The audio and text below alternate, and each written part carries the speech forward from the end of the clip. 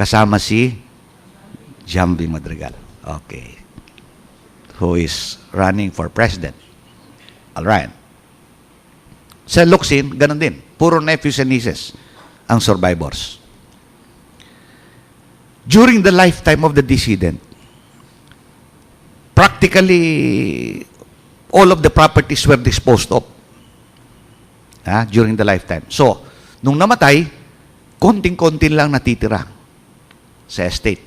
Ang sabi ng nephews and nieces, teka muna, paano naman kami? Konti lang natira. If those properties had not been disposed of during the lifetime of the decedent, we would have inherited those properties. Correct. The problem is that you have Article 777. The nephews and the nieces are only entitled to such estate as existed at the moment of death of the decedent. Because it is only at that moment when there is a transmission of successional rights. Sorry na lang kayo kung konti na lang ang natira. But I must hasten to add that if the survivors had been compulsory heirs, entitled to legitimes, that's an entirely different story. Okay? Otra cosa yan. Because you would then have to go through the process of collation, at least insofar as the gratuitous dispositions are concerned. But in that case of Locsin, wala. Puro ano lang yan. Legal heirs who are not compulsory heirs. Nephews and nieces. Okay. The transmission of rights occurs at the moment of death. For there to be succession, however, it is not always required that you actually see the people, the person lying in estate. Okay? Sometimes, there can be succession even on the basis of presumptive death. Okay, so we should remember what are the situations when a person is presumed dead for purposes of succession. Okay. You have ordinary absence and extraordinary absence. Para ding halo-halo yan. May ordinary at may special. Okay. Ordinary absence.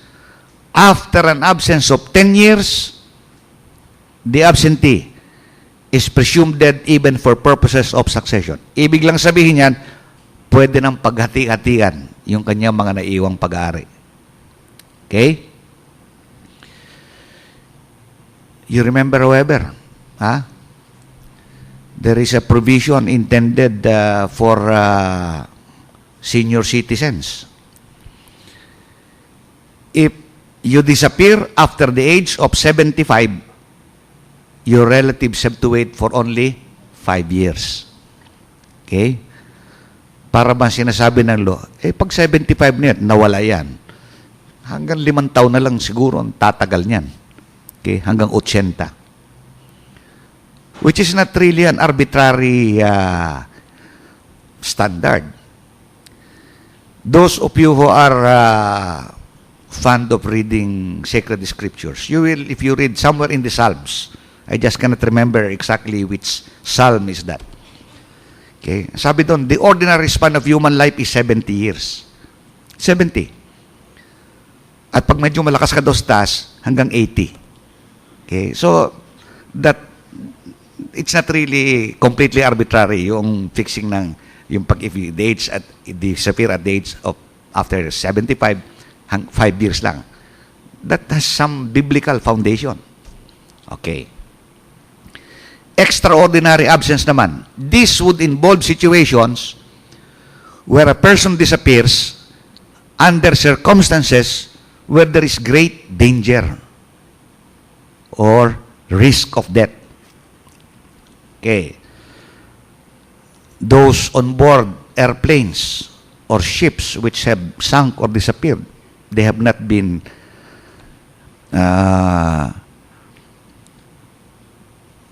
they have been absent for 4 years. Those who took part in war, okay, missing in action, MIA, 4 years. Those in danger of death under other circumstances. Anong posible ang mga other circumstances niyan? Well, one possible siguro dyan is, halimbawa, merong a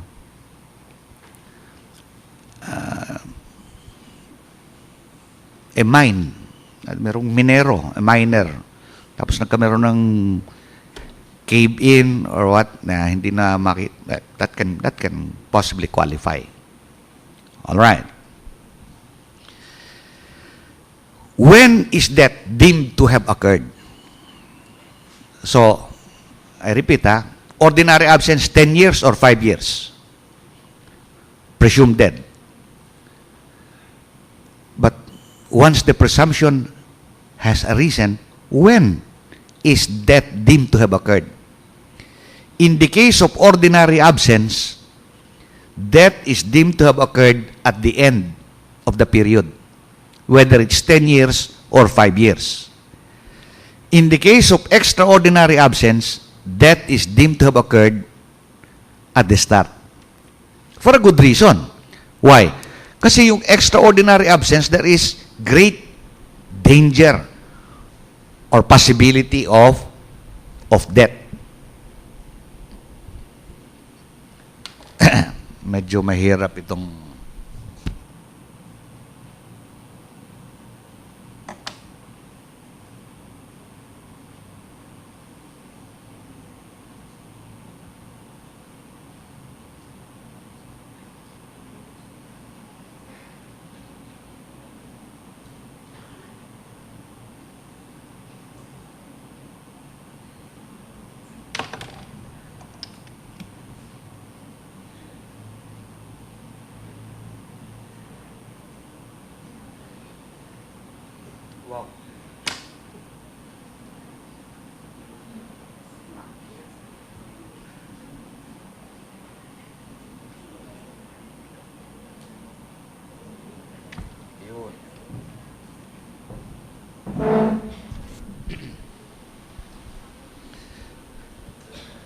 either case, whether it's ordinary or extraordinary absence, you have to wait for the period to expire before the presumption would arise.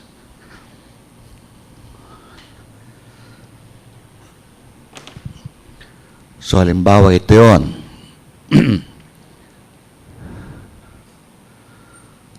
Okay, 10 years. So, from here to there, that's 10 years. You have to wait for the expiration of the period before the presumption of death would arise. Once you reach the 10th year, he is presumed dead. So, ang tanong is, next question is, when is he deemed to have died? At the end of the period. Okay? In the case of extraordinary absence, again, you have to wait for 4 years to pass before the presumption of death would arise for purposes of succession. Once the 4th year has been reached, the presumption would arise. He is presumed dead. When is he deemed to have died? At the start. Okay? And that's based on common sense. Sabi ko nga halimbawa, merong kaibigan, sumakay ng eroplano, January 1. Okay? The flight is supposed to be from Manila to Davao. Sabihin natin mga 1.5 hours. The plane never landed in Davao. That plane has been missing ever since. Okay? Despite a search conducted throughout the entire length and breadth of our archipelago of more than 7,000 islands, could not be found. So, after 4 years, presumed dead for purposes of succession. Siyempre naman, pag tanong mo, kailan kaya namatay ito? Chances are, same day yan, January 1 of the year when he boarded that plane. Because an airplane cannot remain indefinitely in the air. It will somehow land whether there is an airport or not the moment it runs out of fuel. Okay? It cannot remain indefinitely flying. All right. So, based on elementary human experience and common sense. Okay. Succession may be testate, intestate, or halo-halo, mixed. Okay? Testate, if it's based on a will. Intestate, if there is no will, the will is void, based on the provisions of the law on intestate succession, and it is mixed, halo-halo, if it's partly by will and partly by operation of law. Halimbawa, the testator did not dispose of his entire estate by will. He disposed of only 40% of his properties by will. The rest, yung 60%, walang provision covering them in the will. Then, 60% will be governed by intestate succession, 40% will be governed by his will. So that would be a case of mixed succession. Okay. Tandaan lang natin, wala na ngayon yung contractual succession. There used to be, pero wala na. With the advent of the family code, there is no more contractual succession. Pambihira yan. There used to be, before the family code, under the civil code, there used to be what was called contractual succession. That was under Article 130 of the Civil Code. Yung sabi, the future spouses may, in their marriage settlement, give to each other as much as 1/5 of their present properties, and with respect to future property, only in the event of death to the extent laid down by the provisions of the Code on Succession. Article 130, Civil Code. If you look at the Family Code, there is no provision similar to Article 130. So, nawala na yung contractual succession. Noon, why was that called contractual succession? Because it allowed the future spouses to give to each other properties mortis causa through their marriage settlement. A marriage settlement, of course, is a contract. Yung kapitulasyon matrimonial, that is a contract. And yet, under Article 130 of the Civil Code, the spouses were allowed to give to each other future property mortis causa through their marriage settlement. Kaya ang tawag doon, contractual succession. Wala na ngayon yan. Okay? Ang succession ngayon, testate, intestate, mixed. All right. Remember the distinction between heirs on the one hand and legatees and devices on the other. Okay. Why? Bakit kailangan alam natin yan? Because under certain provisions of the Civil Code on succession, they are treated differently. Sometimes they are treated in the same way. But under certain provisions, they are treated differently. Magkaiba ang trato. At magkaiba. Okay? So, kailangan laging alam natin, is he an heir or is he a legatee or a devisee? Okay. What are some of the provisions where they are treated differently and where the legal consequences would be radically different depending upon whether he is an heir or a legatee? Ang pinaka-importante dyan yung sa preterition under Article 854. Okay? Alam natin ang rule sa preterition. The omission of one, some, or all of the compulsory heirs in the direct line will result in the annulment of the institution of heirs. Under the same provision, however, sabi ng law, legacies and devices will be respected as long as they are not inofficious. So, kung nagkameron ng preterition and you happen to be an heir, patay kang bata ka. You end with 0. Wala kang mahihita. Wala kang mamanahin. Okay?